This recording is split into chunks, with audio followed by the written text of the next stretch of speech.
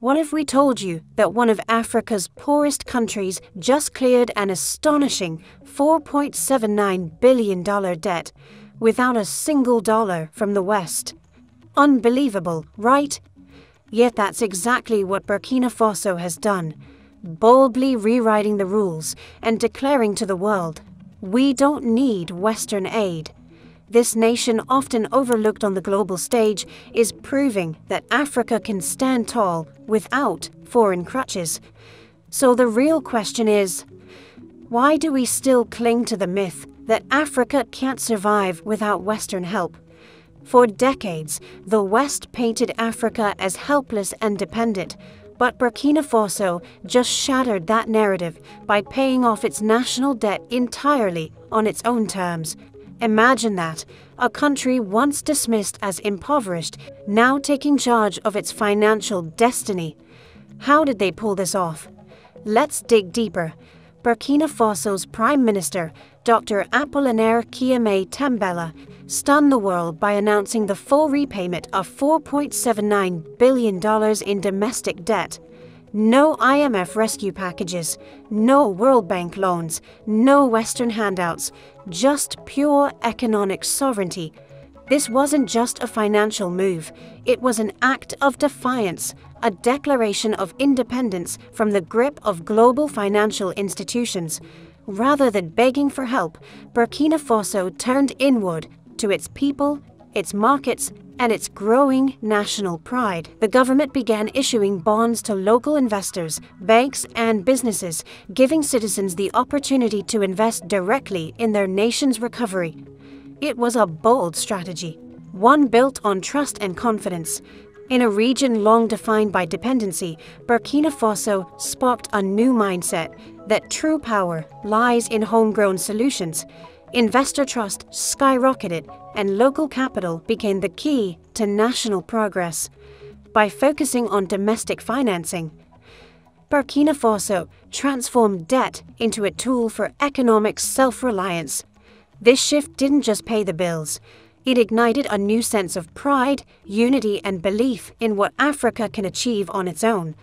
Even amidst political instability and security threats, Burkina Faso stood firm, proving that when a nation believes in itself, no challenge is too great. Despite the growing threat of terrorism and the relentless conflict in the Sahel region, Burkina Faso's leadership managed to navigate one of the most challenging periods in its history with remarkable composure. While instability in most nations leads to economic collapse and investor flight, Burkina Faso turned the tide, maintaining financial stability and investor confidence even in the face of crisis. The government worked strategically to ensure its bonds remained attractive to investors, emphasizing transparency, accountability, and responsible fiscal management.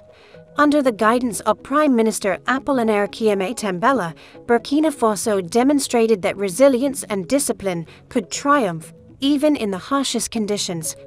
One of the most crucial elements in sustaining investor trust was Burkina Faso's wise use of its natural resources. The nation's thriving gold mining sector, a cornerstone of its economy, became a financial backbone for the government's domestic debt strategy. By leveraging gold revenues to secure its bonds, the country provided investors with additional assurance, a tangible guarantee of stability and value. While external powers often pressure African nations into debt-dependent reforms, Burkina Faso chose a different path. The leadership refused to bow to Western demands for political or economic concessions, and instead built confidence within its own financial ecosystem, and the strategy paid off. The success of this approach relied on the cooperation of the broader financial system. Banks, pension funds, and private businesses were encouraged to invest in government bonds, which offered safe and profitable returns while supporting national debt repayment. This was more than a policy, it was a collective movement. The private sector also stepped up, contributing to infrastructure projects and government financing. Through these public-private partnerships, Burkina Faso cultivated a sense of shared responsibility and national pride, proving that rebuilding an economy is not just the job of government, but of every citizen and business working together. At the same time, the financial sector deepened its markets by introducing new investment products, such as bond options and other instruments, to attract a wider range of investors, from major financial institutions to small enterprises. This diversification opened the doors for more capital inflow and allowed the government to steadily repay its $4.79 billion debt entirely without Western assistance, because paying off a national debt of that scale isn't just about managing numbers, it's about building trust, unity, and a shared vision for financial independence. True economic transformation requires creating the right conditions for sustainable, long-term growth, and Burkina Faso understood this perfectly. The government made smart, forward-looking choices by using the funds raised from domestic borrowing not only to settle existing debts, but also to invest in long-term national projects that would strengthen the country's economic foundation. They prioritized infrastructure development, focusing on critical sectors like transportation, energy, and mining. These investments were designed to do more than just stimulate short-term growth. They aimed to rebuild the nation's backbone, making Burkina Faso more resilient and self-sufficient. By reinvesting in its physical and economic infrastructure, Burkina Faso laid the groundwork for a future that could attract foreign investors seeking stability and growth in West Africa. This wasn't merely about clearing old debts. It was about building a country capable of standing tall without depending on external lenders. Through this visionary approach, Burkina Faso shifted from survival to progress. Paying off the national debt became a catalyst for new opportunities and a symbol of a nation charting its own economic destiny. This success story is far more than a financial milestone. It's a bold statement about Africa's potential. By repaying its domestic debt through smart strategies and local investments, Burkina Faso proved that the continent doesn't need to lean on the West to prosper. Add your voice to the total liberation of Africa by leaving a comment in the comments section below. Do not forget to like and subscribe for more informative videos like this one. Let's proceed. It's not just a story of debt repayment, it's a declaration of economic independence. The government placed its trust in its people, its markets, and its resources. Instead of running to international institutions for handouts, Burkina Faso harnessed its domestic strength, mobilizing local capital, boosting investor confidence, and channeling funds into long-term national growth. In doing so, they set a powerful precedent for the rest of Africa. Self-reliance is not a dream, it's a choice. Burkina Faso is challenging the global narrative, proving that African nations have the tools, talent, and resilience to thrive without foreign control. But that raises the question, if Burkina Faso could do it, why haven't others followed suit? And here's where the story takes a shocking turn. While the country was fighting to rebuild its economy, the West did not step in to help. In fact, the opposite happened. After the military transitions of 2022, the European Union and other Western powers froze all aid and imposed sanctions on Burkina Faso and its Sahel allies. At a time when Burkina Faso needed collaboration and solidarity, it was instead met with punishment and isolation.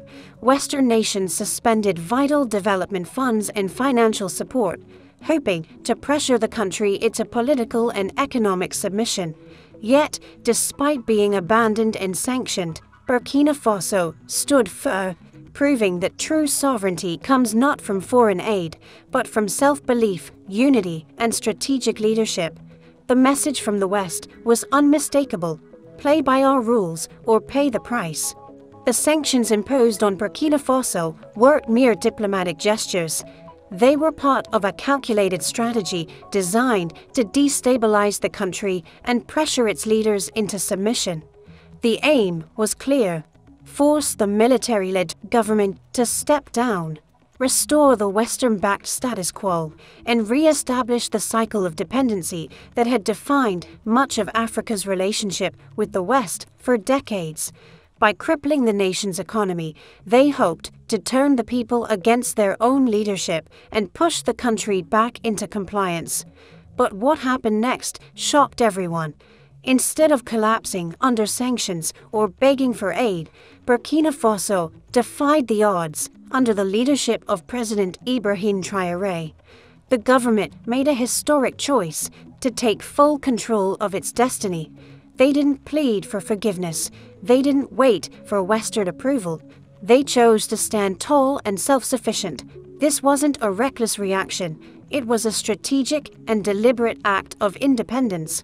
Burkina Faso made the bold decision that few African nations have ever dared to make. They declared that they did not need the West to survive. Rather than turning to international institutions like the IMF or World Bank, the government turned inward, drawing strength from its greatest resource, its own people. They decided to build an economy powered by domestic markets, local investors, and national unity. It was a revolutionary act in a continent where foreign aid is often portrayed as a lifeline. Burkina Faso's leaders recognized that as long as Africa depends on others, it will never truly be free. They refused to play into the narrative that Africa is weak, helpless, or incapable of charting its own economic path. By rejecting Western aid, Burkina Faso broke a generational cycle of dependency. The country chose self-reliance over submission, pride over pressure, and sovereignty over subservience. No longer would it wait for donors to dictate its future or rely on handouts that come with hidden strings attached. Instead, the government rallied its local businesses, banks, and citizens to invest directly in the nation's growth and stability. This wasn't easy. Convincing the people to believe in themselves after years of dependency required rebuilding trust and confidence in local systems. But the leadership persisted, and their strategy began to bear fruit. Despite ongoing security threats and external pressures, Burkina Faso's economy didn't collapse. It adapted and strengthened. The West had expected the nation to crumble under isolation, but instead it thrived through innovation and unity. Burkina Faso proved that when a country places faith in its people rather than in foreign approval, it becomes unshakable. They expected Burkina Faso to come crawling back for help within months, but the opposite unfolded. Despite ongoing security challenges, local businesses and markets united behind the government's bold vision for independence. Even under harsh foreign sanctions, Burkina Faso raised substantial funds from local investors, steering clear of its usual dependence on Western creditors and international financiers. The outcome was remarkable. The nation continued its development projects, repaid debts, and stabilized its economy, all without Western assistance. This wasn't just about surviving without aid. It was about thriving on their own terms. The West failed to anticipate one crucial element: the strength of African self-determination. Under President Ibrahim Traoré's leadership, Burkina Faso proved that African nations can govern their own affairs and manage their finances without submission to external powers.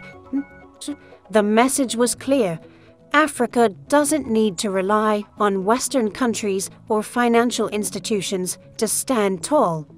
Rather than viewing Africa through a lens of dependency, the West must now acknowledge the continent's capacity for self-driven growth. Burkina Faso has demonstrated that with visionary leadership, political courage, and local resource mobilization, true economic independence is achievable. This defies the long-standing narrative portraying Africa as forever needy, perpetually reliant on the West for survival. By resisting Western pressure, Burkina Faso shattered that myth. The nation's success sends a powerful signal across the continent.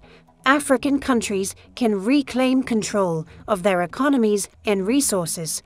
This victory isn't just Burkina Faso's, it's an inspiration for all of Africa.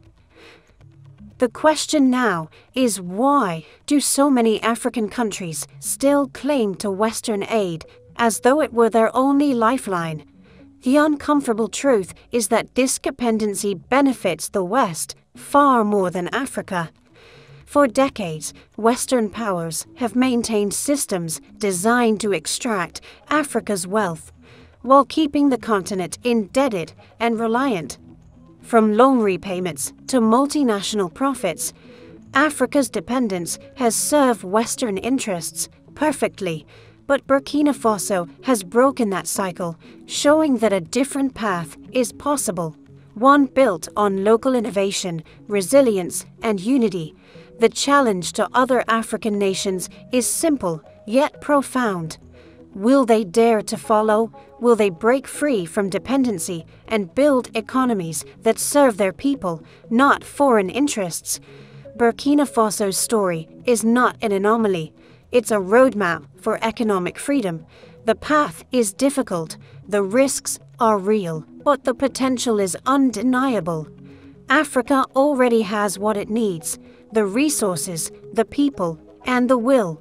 The future belongs to those who believe in local solutions.